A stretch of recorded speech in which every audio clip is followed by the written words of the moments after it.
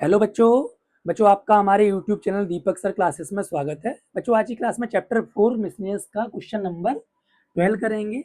एक बार क्वेश्चन को रीड कर लो। आपको number of non integral solution निकालने हैं इसके। ठीक है, चलो।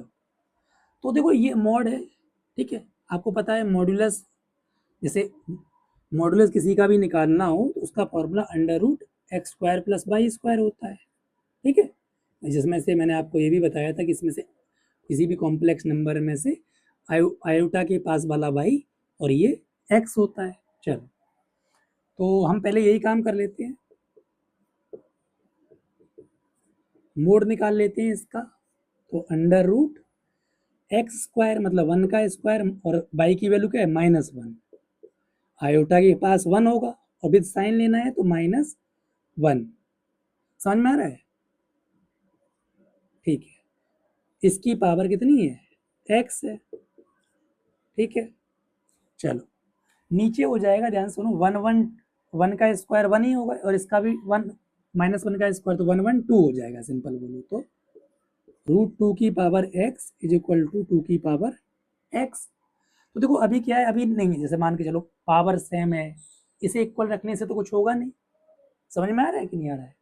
चलो, तो क्या करते हैं, देखो आपको पता होगा रूट का मतलब 1/2 होता है। जैसे √2 है तो इसको √2 को हम ऐसे भी लिख सकते हैं, 2 की पावर 1/2। जब भी रूट रूट होता है ना, रूट का मतलब 1/2 होता है।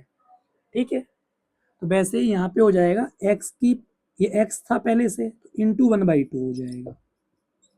क्लियर? समझ में आ रहा है?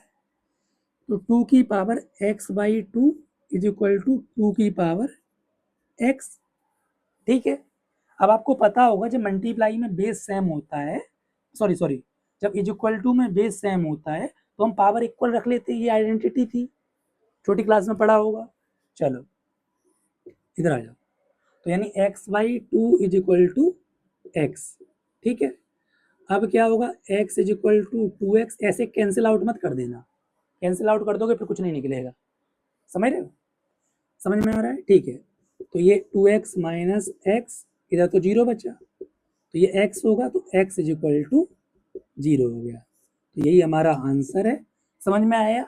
ठीक है, देख लो एक बार फिर आगे बढ़ते हैं।